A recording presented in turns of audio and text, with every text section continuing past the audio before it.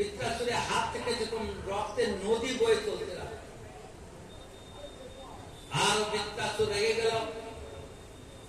সে তার ডান হাত দিয়ে ঘোরাতে ঘোরাতে গদা ছেড়ে দিল, আর বৃত্রাসুর ইন্দ্রের হাতির মাথায় লেগে গিয়ে হাতি 4 পা করে করে চলে গেল। যখন বৃত্রাসুর বলছে, ইন্দ্র উঠ উঠ উঠ, ভালো করে বজ্র ধর, তারপর যুদ্ধ হবে। আমি বিনা হাতে অস্ত্র থাকলে তার সঙ্গে যুদ্ধ করি, আমি কাপুরুষ না। ইন্দ্র তখন হাতের পিঠে উঠে ধুলা টুলা ঝেড়ে উঠল। এবার ইন্দ্র বজ্র ছাড়ল, বৃত্রাসুরের ডান হাতটাকে কেটে দিল। তখন বৃত্রাসুর ভয়ঙ্কর রেগে গেছে। রাগার পর মুখটাকে হা করেছে, হা করে ইন্দ্রের দিকে তেড়ে আসে, আর তেড়ে এসে ইন্দ্রের হাতি আর ইন্দ্রকে বৃত্রাসুর পুরা গিলে ফেলেছে। তখন দেবতারা, সুজন ব্যক্তি, ঋষি মুনি হাহাকার করছে, হায় হায়, এখন কি হবে? ইন্দ্রকে তো বৃত্রাসুর গিলে ফেলেছে। তখন ইন্দ্র রাস্তা না পেয়ে আর এই নারায়ণ কবচ পাঠ করতে শুরু করলেন। কিন্তু নারায়ণ কবচ পাঠ করার সময় নিয়ম হলো যে স্নান করতে হয়, তিলক করতে হয়, আচমন করতে হয়, আসন শুদ্ধি করতে হয়, দেহ শুদ্ধি করতে হয়। কিন্তু ইন্দ্র যতক্ষণ বৃত্রাসুরের পেটের মধ্যে কি করে শুদ্ধি করবে, তখন তিনি কি করলেন? মনে মন্ত্র স্নান করলেন, মন্ত্র দিয়ে আচমন করলেন, মন্ত্র দিয়ে দিগবন্ধন তিলক আদি করলেন। তারপরে এই গুরুদেবের দেওয়াই নারায়ণ কবচ জপ করলেন। যখন ইন্দ্র সেই নারায়ণ কবচ জপ করা শেষ হলো, সঙ্গে সঙ্গে যে বৃত্রাসুর ইন্দ্রিয় আর ইন্দ্রিয় হাতিকে আর হজম করতে পারলো না, একবারে বমি করে দিল। একে তো ইন্দ্র অমৃত পান করা ছিল, তারপরে গুরুদেবের শক্তিশালী মন্ত্র জপা ছিল। তারপরে ইন্দ্র বাইরে চলে আসে। বৃত্রাসুর তখন দুটা হাত নাই, আর মুখ দিয়ে তিনি বলছেন, আরে ইন্দ্র, তাড়াতাড়ি উঠ, তাড়াতাড়ি উঠ, হাতের পিঠে উঠ, তারপর যুদ্ধ হবে। আর তুমি তো আমার হাত কেটে দিয়েছ, তাড়াতাড়ি আমার দেহটাকে নাশ করো, আমি আমার প্রভুর ধামে যাব। ইন্দ্র বলে, ওষুধ কি বলে রে? তাড়াতাড়ি আমার এই অসুর দেহটাকে নাশ করো। ইন্দ্র তখন সেই বজ্র দিয়ে বৃত্রাসুরের গলা কাটবার জন্য আসছে। বহু দিন লাগছে সেই গলা কাটতে। গলা কাটার আগে যখন ইন্দ্র আসছে, বৃত্রাসুর তখন ভগবানের মন্ত্র পড়ছে।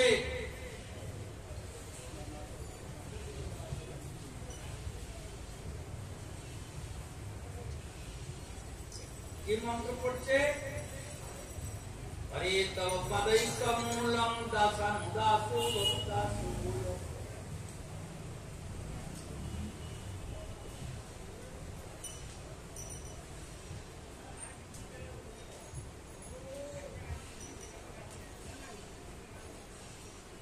বৃত্রাসুর যখন তার তো হাত তো নেই, ভগবানের কাছে দাঁড়ালে হাত করে প্রার্থনা করতে হয়। এখন হস্ত তো কেটে দিয়েছে, তখন তিনি মুখ দিয়ে আর মন্ত্র উচ্চারণ করছে, কে হরি হরি হরি আহং হরে তব পদৈকমূল দাসানুদাসু ববিতাসু ভূয় মনস্মরিতাসু পতের গুণাস্তে কৃত পাপ কর্ম করতু কায়। হে হরি হরে অহং হরে তব পদৈকমূল। হে হরি, তোমার পাদপদ্মকে সেবা করে ভক্ত, সেই ভক্তির চরণে আমি দর্শন করতে পারি। দাসানুদাস ভবিতাস, আমি যেন তার দাস হতে পারি, মানে আমি গুরুর যেন দাস হতে পারি। মনস্মরে দাসু ভক্তের গুণাস্তে, আমি যেন তোমার গুণগান কীর্তন করতে পারি। বিতবা কর্ম করতু কায়, আর আমি যেন হাত দিয়ে সেই তোমার কর্ম সেবা করতে পারি।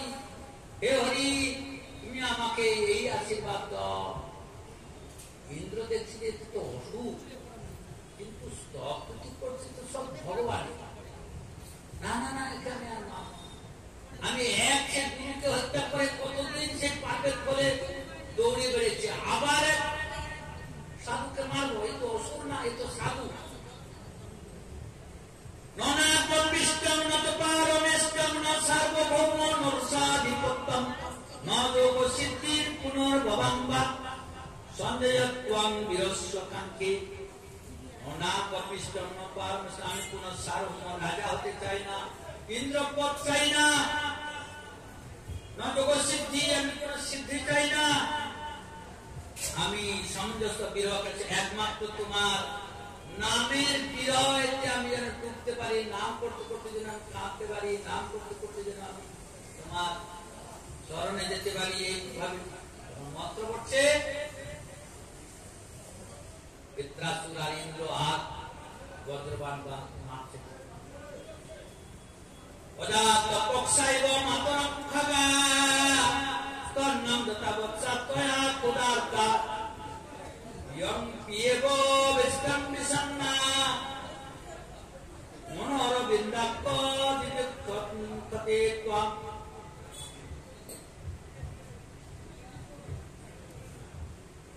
অজাত পক্ষা মাতরম খগা, গাছের ডালেতে পক্ষী ঘোষা বাঁধে, ঘোষলা, তার মধ্যে ডিম দেয়, দুটো বাচ্চা হয়, তার লোম উঠে না, লাল লাল চোখ ফুটে না, সে যেরকম পক্ষীর বাচ্চাটা, আর তার মায়ের দিকে একমাত্র ভরসা করে, মা যখন আধা দানা নিয়ে আসে, সে মুখটা বার করে চেয়ে করে নির্ভরশীল হয়ে থাকে। হয়তো মা আসে নাই, হাওয়াতে গাছটা নড় দিচ্ছে, সে ভাবছে মা আসছে, আর ঝাপাঝাপি করে, ঝাপাঝাপি করতে করতে কোনো সময় ঘোষলা থেকে পড়েও মরেও যায়। এমন যে উৎকণ্ঠা আমার হৃদয়, যেন প্রভু তোমার নাম করতে করতে এমন উৎকণ্ঠা হয়।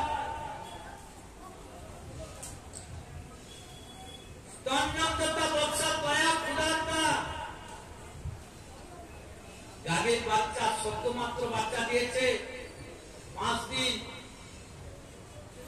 সেই গোবৎস মাতৃ দুগ্ধ ছাড়া অন্য কিছু পান করে না।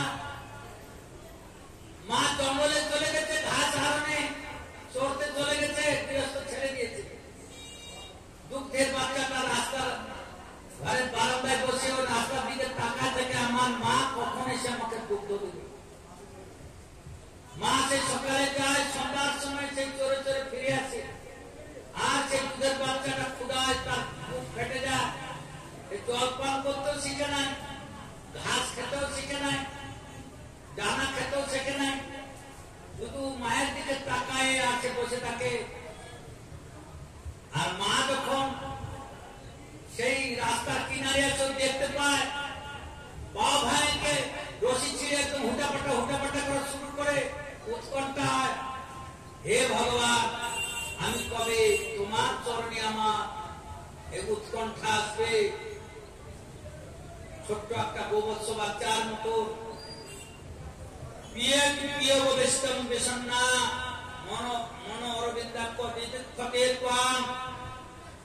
প্রিয় সদ্য বিবাহ করে প্রিয়াকে ঘরে রেখে প্রিয় চলে গেছে বহু দূর দেশে, কাশ্মীরে তিনি সরকারি চাকরি করেন। বলছে, প্রিয়া আমার তো 2 বছর লাগবে আসতে, তুমি এই মাল বাবার কাছে থাকো, আর এই যে আমার ফটোটা দিয়ে যাচ্ছে, এটা তুমি একেই দর্শন করে প্রাণ জুড়াবে।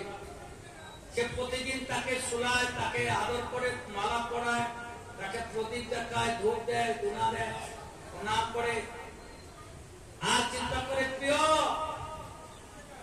তুমি কবে আসবে, আমাকে দর্শন দিবে। দেখুন তার প্রিয় রাস্তা প্রাণে চেয়ে বসে থাকে, হে ভগবান, আমি এরকমই উৎকণ্ঠার সহিত তোমার চিন্তা কবে করব, আমার অন্তরে তুমি কবে সেই দর্শন দিবে। এরকম যখন প্রার্থনা করছে, ইন্দ্র আর বজ্রবাণ মারতে দাঁড়িয়ে গেলেন। যখন মন্ত্র পড়া শেষ, বৃত্রাসুর বলছে, আরে ইন্দ্র, তাড়াতাড়ি আমার দেহটাকে নাশ কর, আমি ভগবত ধামে যাই। ইন্দ্র তথাপি বজ্রবাণ মারছে না। সারা ঋষি মুনি অন্যান্য দেব দেবতারা তারা বলছেন ইন্দ্র মারো মারো অসুরটাকে মারো। বলছে আমার আবার ব্রহ্মহত্যা পাপ লাগবে, এ তো অসুর না, এ তো ভক্ত। ঋষি মুনিদের প্রার্থনায়, অন্যান্য দেবতাদের প্রার্থনায় ইন্দ্র সেই বজ্রবাণ মারলেন। মারার পর বৃত্রাসুর মারা। কিন্তু ইন্দ্রের ব্রহ্মহত্যা পাপ না, সে ব্রহ্মহত্যা পাপকে শোধন করতে গিয়ে আবার ইন্দ্রের যজ্ঞ করালেন। দেবতারা, গুরুজিরা মিলে, ঋষি মুনিরা মিলে, তারপরে ইন্দ্র পবিত্র হয়েছে। পরীক্ষিত মহারাজ জিজ্ঞাসা করলেন,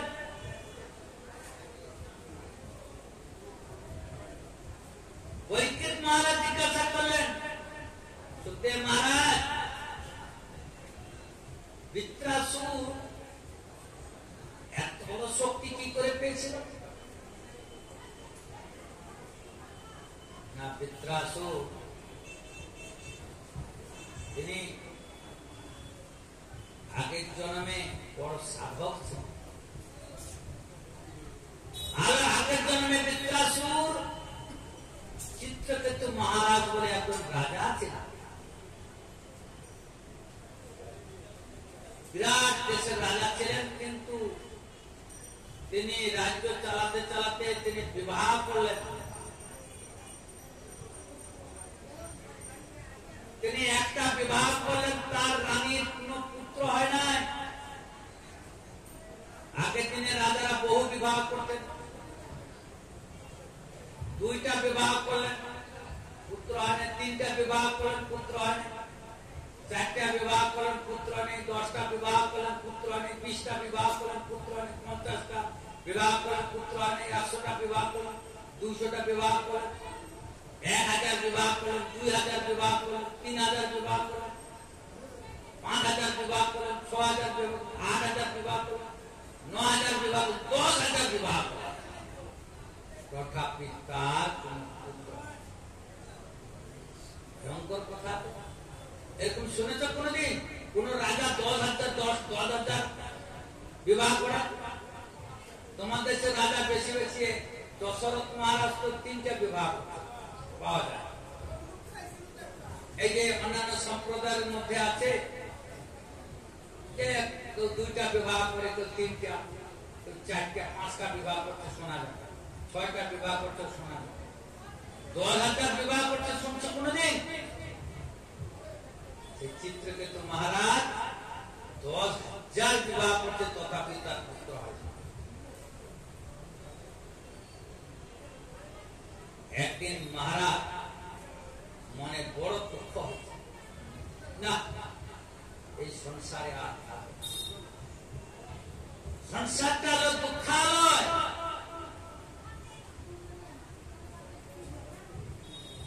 জীব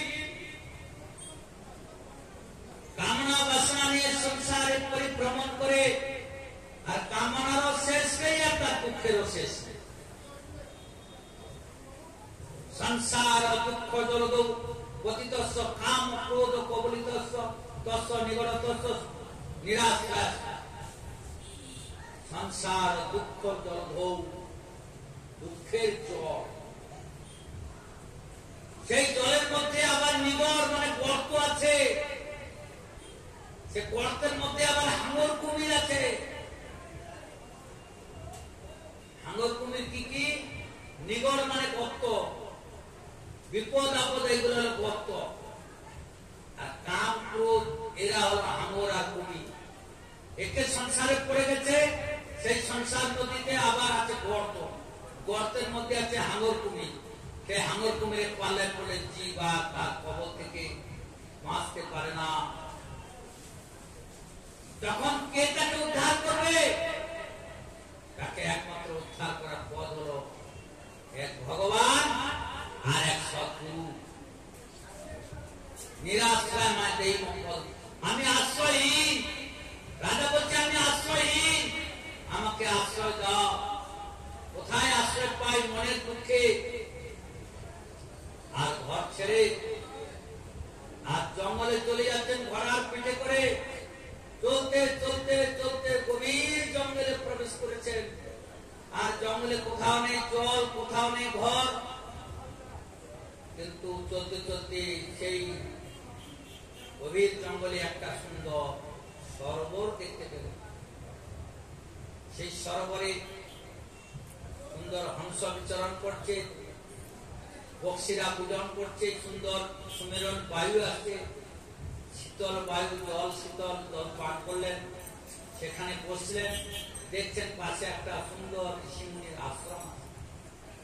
ঋষিমুনি আশ্রমে গিয়ে ঋষিমুনিকে প্রণাম করলেন।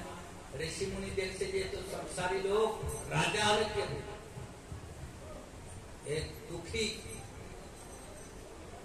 ভগবানের কথা তাকে শোনবার জন্য প্রয়াস করলেন, কিন্তু দৈব পাপ কিছুতে ঋষিমুনির বাক্য সে শুনতে চায় না। তার অন্তরে একটাই লালসা, পুত্র চায়। কামনা, মানুষ সংসারে এত দুঃখ পায় কেন? শুধু কামনার বাসনা।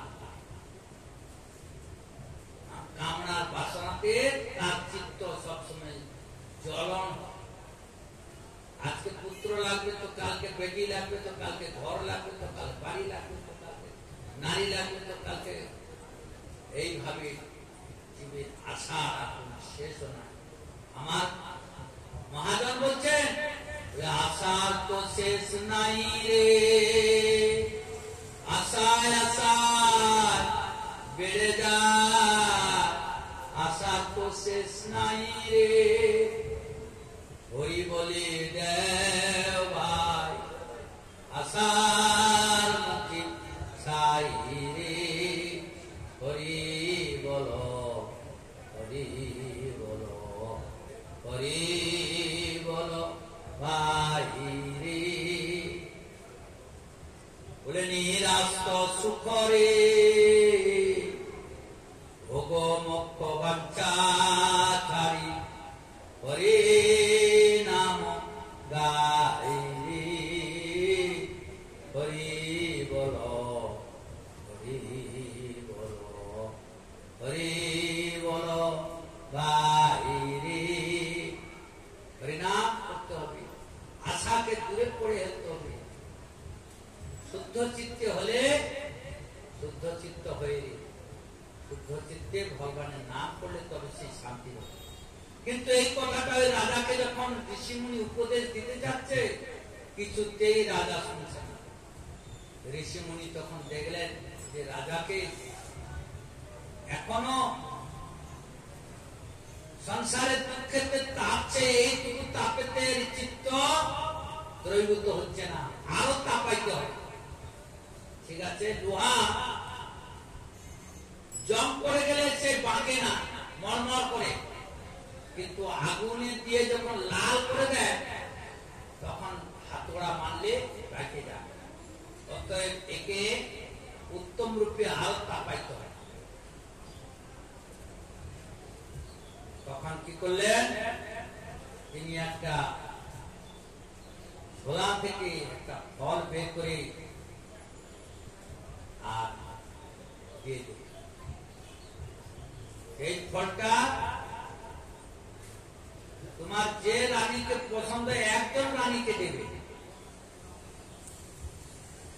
কিন্তু তোমার এই পুত্রটা সুখও দিবে আর দুঃখও দিবে, হর্ষ বিষাদ।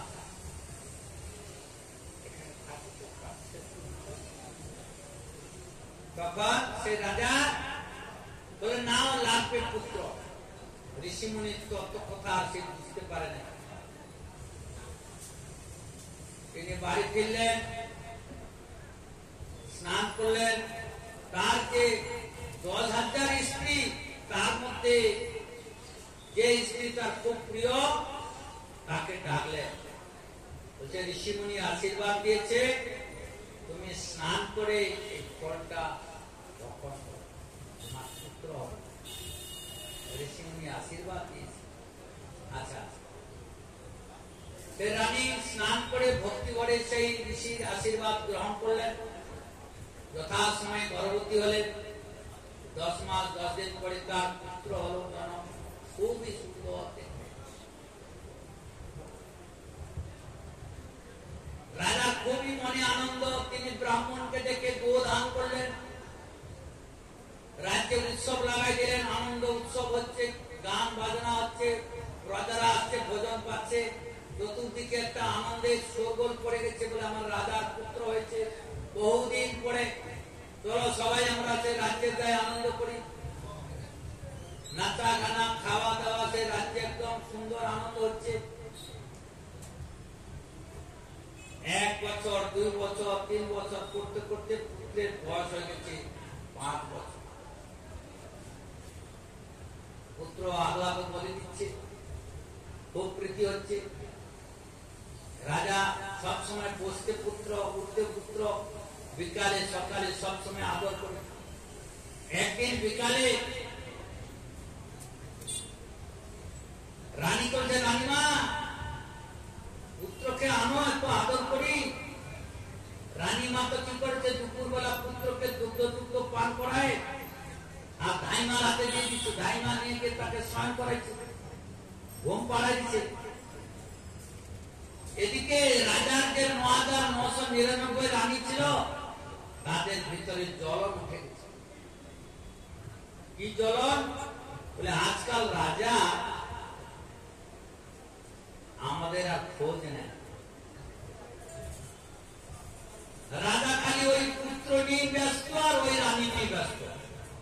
আমরা যে খেলাম না খেলাম, ভালো কি মন্দ, আর আমাদের কাছে আর আসে। দিদি বলতে মূলে কি? বলে ওই পুত্রটা, পুত্র যদি না থাকতো রাজা আমাদের প্রত্যেকের ঘরে ঘরে আসতো, জিজ্ঞাসা করতো তোমরা ভালো আছো, কি খেয়েছ। আজকে যতদিন হয়তো পুত্র হয়েছে, কয়েক বছর বড় হলো, আজকে 4 বছর রাজা আমাদের ঘরেই আসে। তো বিনা পুত্রকে ভালোই ছিলাম। তাহলে কি করতে হবে? বলে পুত্রটাকে মারতে হবে। কি করে মারা যায়? না, দুধের সঙ্গে বিষ দিয়ে পুত্রের মুখে দিয়ে দিতে হবে।